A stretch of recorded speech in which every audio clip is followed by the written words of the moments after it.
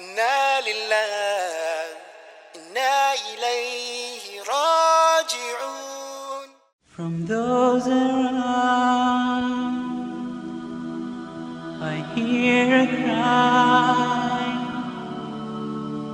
oh God,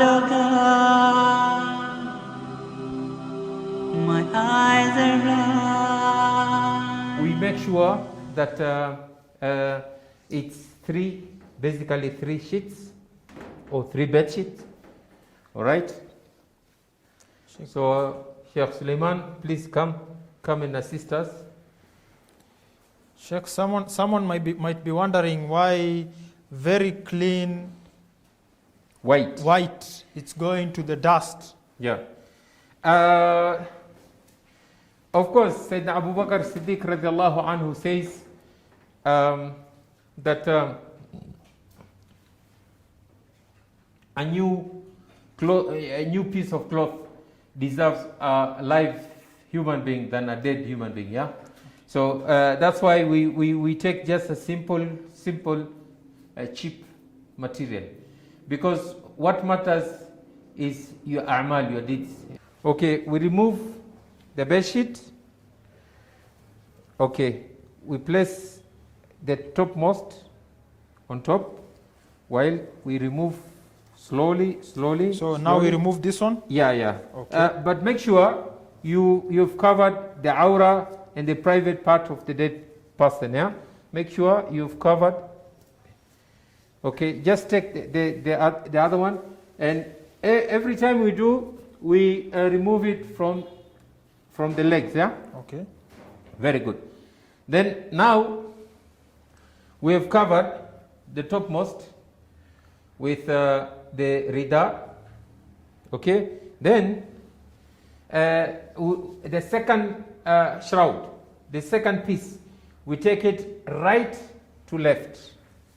Tighten it a bit.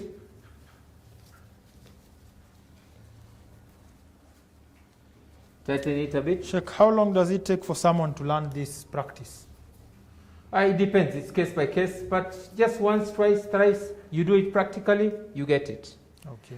All right, and then left to right, the upper one, yeah? Secure it tightly. And now the third piece, you take both the edges together, Hamza, Okay. here, Okay. Muhammad here, and then now you roll them.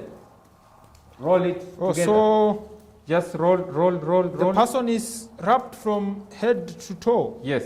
What about those people that want to view the body one last time before it is buried? Yeah. You can leave it open for the family members The see. face that is. Yeah. And in case there's anything which is coming out in terms of if somebody was injured and there's a wound, you secure that wound with cotton or a bandage. Most importantly, make sure that nothing comes out. If somebody was passing out also, you can put some cotton to block anything from coming out. So basically, after that, you tie with a reef knot, just like you tie shoelaces. So in a way that you can untie when you reach. This will be untied? Yeah. You will just untie. Yeah. Sheikh, what if someone dies? What if I die and I tell my family I want to be buried in a suit? We will not follow what you are saying. We will follow what the Sharia says. Okay. So the Sharia says someone has to be buried in a white kafan, shroud like this. Yeah, not necessarily white, but somebody should be buried in the shroud. There are exceptions, for example, and we'll come to those details inshallah. If somebody has died in a state of ihram, whether ihram of umrah or hajj, then he or she will be buried with his ihram. If somebody has died in jihad, then that person will be buried with his clothing, whatever clothing he or she was wearing. And even if it is tainted with blood, and so whatever they will be buried the way they are. So basically, this is a normal dead Muslim. All the dead Muslims, they go through the same process and same How affordable is this kafan for ordinary person, ordinary citizen, someone poor? Basically, it costs about 2,500 plus or minus Kenyan shillings. Okay. So it will be about $25. And or if so. someone cannot afford that? Then whatever is possible. Whatever is possible, even normal bedsheet in whatever color they are, is allowed. And if they don't have anything, then whatever they have, they will be buried with. Allahu Alam. So we will carry the dead body, put it in a stretcher, Okay. and then carry it out.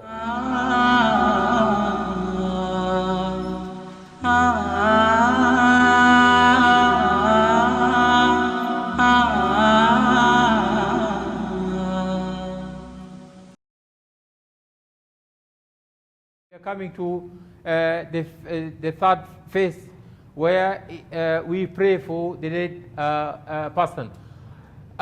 If the dead body is male, then the imam stands on the head side, and always the head of the dead body is on the right hand side, and the legs are on the left hand side. So for a male dead body, the imam stands on the head, and for a female, the imam stands in the middle of the body.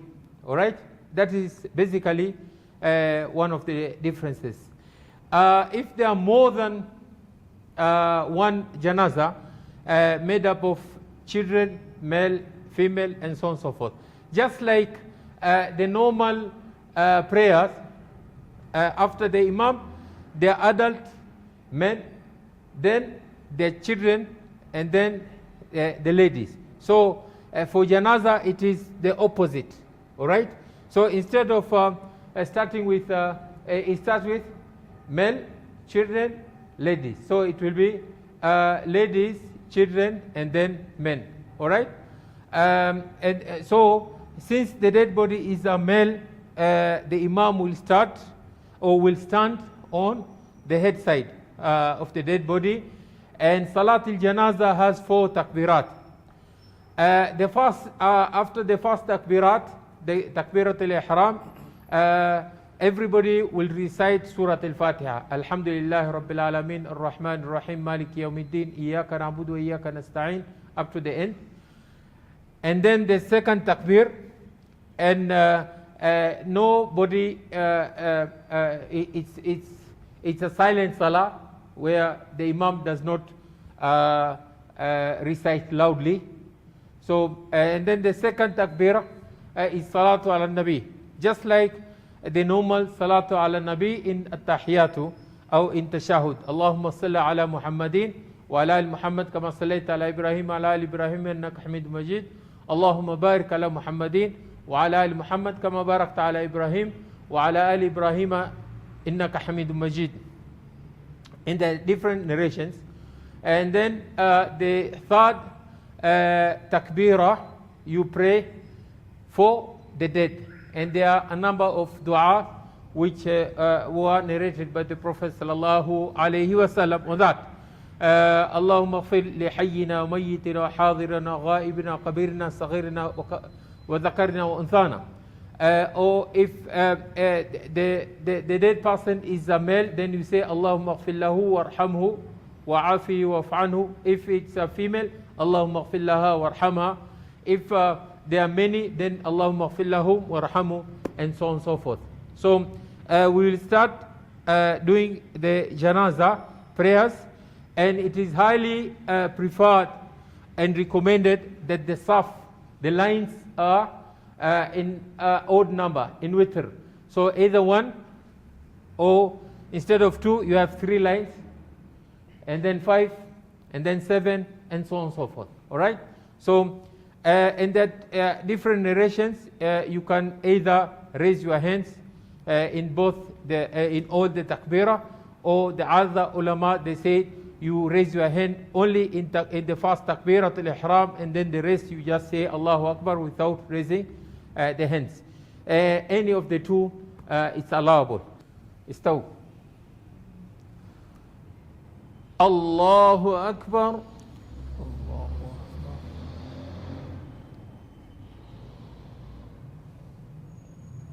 Allahu Akbar.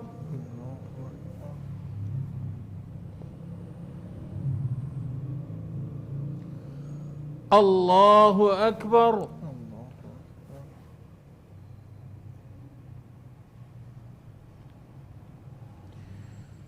Allahu Akbar.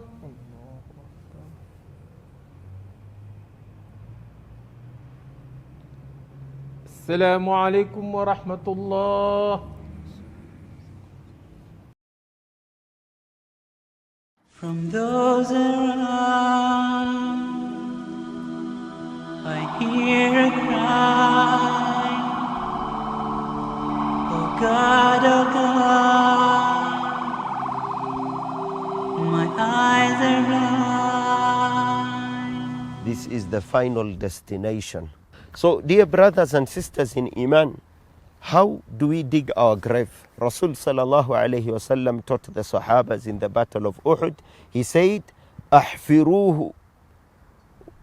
He said, the Rasul sallallahu alayhi wasallam telling the Sahabas how to dig the grave, "Ahfiruhu wa a'miquhu wa ahsinuhu." That we need to dig our graves deep and we need to do it good or well or perfectly. So we do not do shambolic work. So the grave is dug straight, a ditch going down, and it needs to be deep. So it depends on our norms. How deep is deep according to our norms?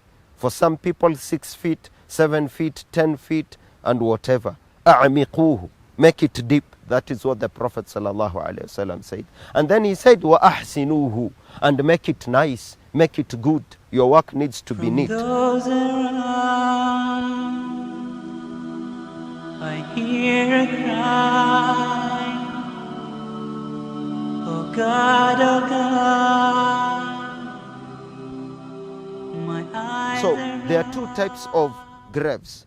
We dig it deep, and then we have the shaq, which is basically a trench dug in the middle of the hole, which is already deep.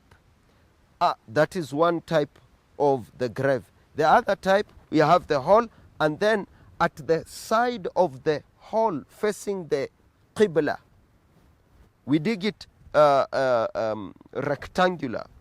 So at the side of the grave of the hole that faces the qibla, we dig a niche under.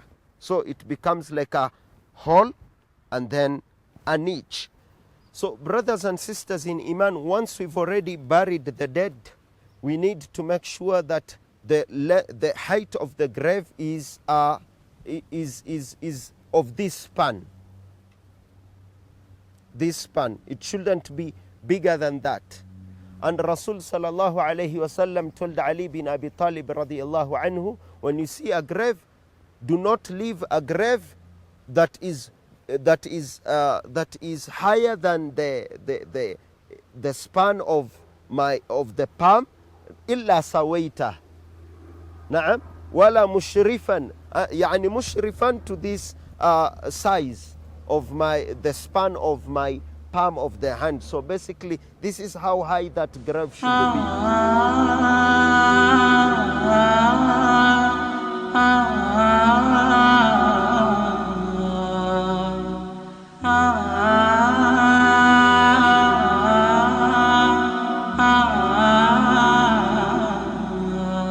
You see people putting gypsum on the grave, building gypsum or cementing around the grave. Rasul sallallahu alayhi wasallam categorically prohibited that. La tujassisul qubur. Naam. You see people writing names on the grave. Rasul sallallahu alayhi wasallam prohibited that categorically. It's very clear. Wala taktubu alayhi. Do not write on the grave. Wala taktubu alayhi. La tujassisul qabra wala taktubu alayhi. And in another narration, وَلَا تَبْنُوا القبور لا تجسسوا القبور ولا تبنوا عليها. Do not build the graves. You see people building, basically building the graves, subhanallah, and putting blocks and using a lot of stones to build around the grave. They even put gypsum. They even write names. They even put verses of the Quran. Those are prohibited by Rasul sallallahu alayhi wa sallam. وَمَا أَتَاكُمُ الرَّسُولُ فَخُذُوهُ وَمَا نَهَاكُمْ عَنْهُ فَانْتَهُ. What we are allowed to do is we are allowed to put a rock as a marker or to put a piece of wood as a marker, but we don't write on it. We don't write on it. And the grave needs to be distinguished from the environment, as you can see here. So basically we just make sure that it is raised for the span of the hand. Oh God, my eyes are blind.